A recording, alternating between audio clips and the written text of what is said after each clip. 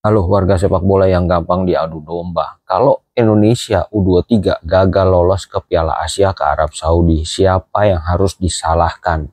Kalau kita mencari siapa yang harus disalahkan, gue yakin semuanya akan berbeda-beda. Tapi kalau kita cari siapa yang harus bertanggung jawab, gue yakin semuanya sepakat. Ya, gue bukan pandit terkenal, tapi gue yakin opini gue masuk akal. Jadi gini, perdebatan di media sosial saat ini, waktu pertandingan pertama kemarin lawan Laos 0-0 itu sangat mengecewakan sekali memang di hati para penggemar sepak bola Indonesia ini. Kemudian saling menyalahkan, ada yang menyalahkan pelatih, ada yang menyalahkan pemain, ada yang menyalahkan Liga Indonesianya yang memang tidak berkualitas. Perdebatan rame itu. Nah, kalau cari siapa yang harus disalahkan, ya dari datanya pun sudah tergambar. Beda-beda, semua punya pendapat masing-masing. Tapi, siapakah yang harus bertanggung jawab? Dan yang paling penting adalah siapakah yang harus dikritik dalam hal ini? Itu baru gue yakin semuanya sepakat. Gini, semua itu ada urutannya.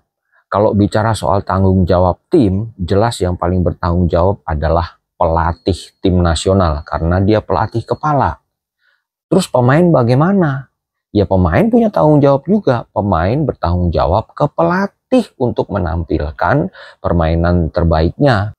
Karena pemain sudah diberikan kepercayaan sama pelatih. Jadi harus menunjukkan semua totalitas di lapangan berguna untuk tim, mampu bekerja sama, dan secara individu juga membawa kebaikan untuk tim itu sendiri.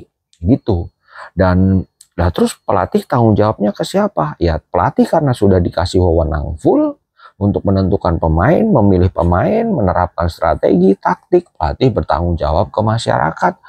Yang lebih sempit lagi, pelatih bertanggung jawab ke federasi harus memberikan prestasi. Nah, bentuk tanggung jawabnya apa? Ya bentuk tanggung jawabnya adalah hasil. Kalau di dalam pertandingan persahabatan, hasilnya adalah gameplaynya berjalan. Ada prospek ke depan. Taktiknya seperti apa, yang mau dia terapkan seperti apa berjalan di lapangan. Jadi federasi punya gambaran di saat timnya bermain. Oh iya, ini prospek, bukan soal skor. Tapi ketika sudah di turnamen resmi, bentuknya sudah beda lagi. Semua menyangkut hasil, nggak peduli mau main bagus, mau main jelek. Kalau menang, pelatih pasti dapat kredit di situ.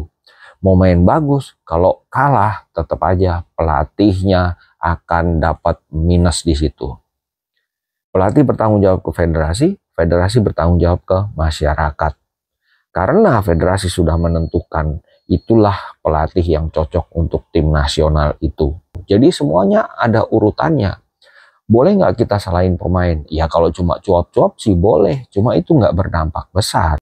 Biarkan yang mengurus pemain adalah pelatih. Pelatih berhak menentukan besok dia dipasang lagi atau enggak, tergantung permainannya. Gitu. Mendingan kalau mau kritik, ya kita kritik pelatih. Kita di sini tidak mencari siapa yang disalahkan, tapi siapa yang pantas untuk dikritik. Ya urutannya ini sih kalau buat orang awam mungkin nggak ngerti ya. Kalau di dalam organisasi itu ada strukturnya dan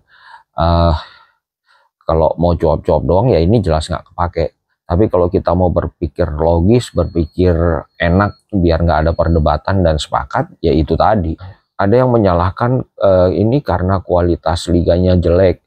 Ada yang menyalahkan karena ini pemain-pemain bermain di Liga 1. Walaupun bermain dengan menit yang full, tapi tetap aja kualitasnya jelek. Jadi pelatih dianggap sudah berhasil, tapi karena kondisi pemainnya seperti itu, jadi semuanya nggak berjalan gitu. Jadi gini, pelatih nggak bisa dianggap berhasil selamanya. Contohnya, misalnya Carlo Ancelotti bisa membawa Real Madrid juara Liga Champions.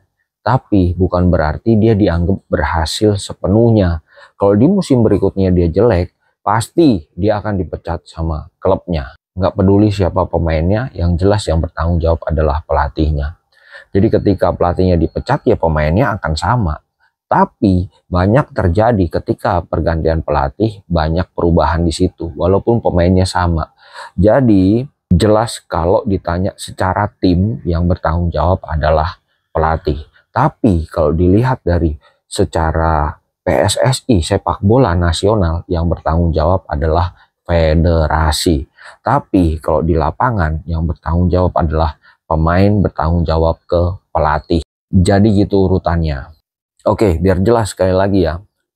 Pemain bertanggung jawab ke pelatih untuk menampilkan penampilan terbaiknya, untuk menunjukkan bahwa dia berguna untuk tim, untuk memberikan yang terbaik, skill individunya, tapi ya sesuai porsinya, dan bertanggung jawab ke pelatih sesuai arahan pelatih mainnya harus seperti apa. Nah, pelatih bertanggung jawab ke federasi. Nah, kenapa sih ada perdebatan, kadang-kadang ada akun yang nggak jelas? Ya karena di Indonesia semuanya berhubungan dengan politik.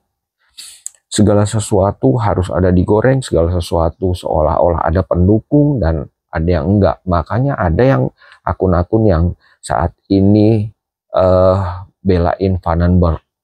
Ketika kita mengkritik Vandenberg, kemudian muncullah akun-akun siluman yang nyerang kita.